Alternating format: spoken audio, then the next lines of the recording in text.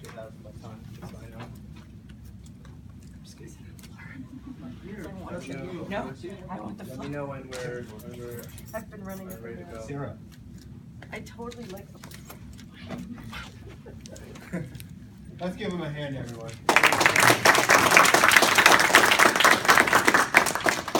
Let me know when we're ready, President. I'm so ready.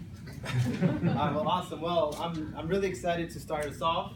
We all worked hard, and so let's get to it. And so the topic of my thesis is Cold War, the Cold War history, more specifically the military coup of 1973. The title of my thesis is Deposing Allende: The Role of Chile's Invisible Majority.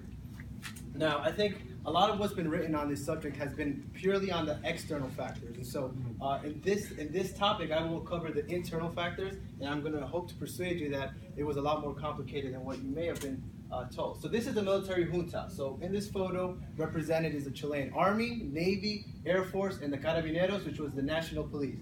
So these were the people who carried out the military coup. This was the man who was ousted. His name is Salvador Allende. This is actually a primary source right here. This is a standstill of a video of the Air Force dropping bombs on the presidential palace called La Moneda. Who was Salvador Allende? Well, he was a Chilean physician and a Marxist politician. He ran in the Unidad Popular, which was a coalition made up of Chile's left. Included was the Socialist Party, the Communist Party, among others. He was elected president in 1970. And in 1970, if you want to take a look at these numbers, Chile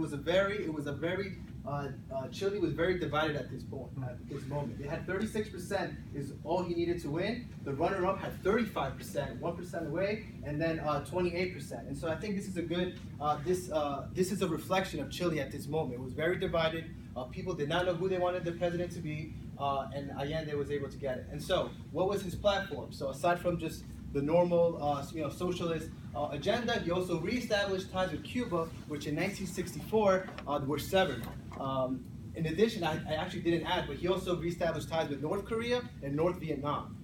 In addition, Eastern Bloc in general, anti-imperialism and anti-Americanism. So what this meant was that once he was well into his presidency, he started to blame the United States and foreign investment, foreign companies who were operating in Chile as for why there was so much poverty in Chile. He believed that the money should stay in Chile and not go to other countries, and so this seemed very anti-Americanism since a lot of the companies were American.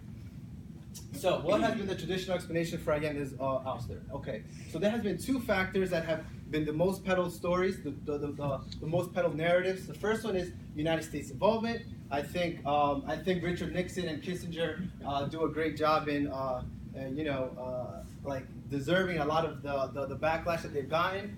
So they have been kind of the prominent people who have been blamed for this. Secondly, we got the private corporations, IT&T, copper companies, Pepsi-Cola.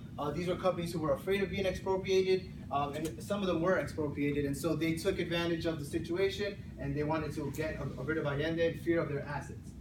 So our investigation, what I looked at was three things.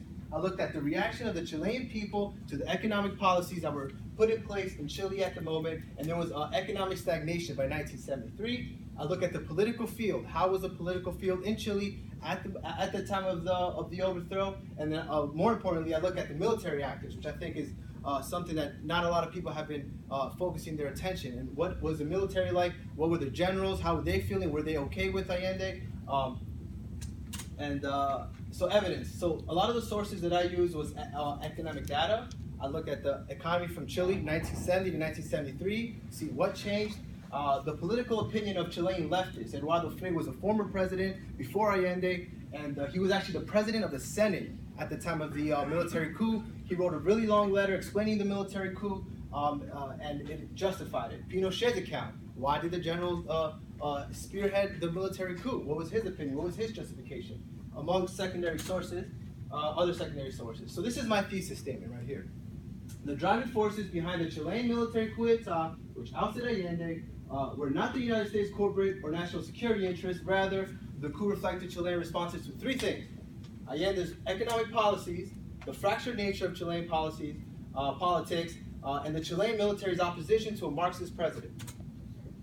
So what's the evidence for my argument? Well, the evidence is economic stagnation. I looked at the numbers. There was growing debt, inflation was high, unemployment was high, the deficit was not in good shape. There was also an economic embargo at the time. Political opposition, as I mentioned before, the president of the Senate, among other in the Senate, were against Allende. But more importantly, I think the government, the General Court, the Supreme Court, and the Comptroller General, which is actually an independent entity within Chile, whose main job is to see if the president is acting within the borders of the Constitution. And they said no. By 1973, they said Allende was overstepping boundaries, he was acting unconstitutional, and the whole public knew it. And then again, the military the military disjointment, or I put discontentment. Pinochet was actually the last piece to the puzzle. The three generals of the Navy and the National Police and of the Air Force were actually already planning a coup, and it wasn't until Pinochet came into power in August that they actually carried it out. So he was new to the game. He was just the last piece of the puzzle. Significance. So I think the significance of my presentation is two things. The first thing is that I move away from what's already been written. I move away from the United States as a bad guy. I move away from the external factors of the subject, and I focus on Chileans. And so those are the two things. So I move away from what's already been written, from the established narratives. I actually challenge the orthodoxy. I challenge what's been written. I don't take it at face value. And I focus instead on Chileans.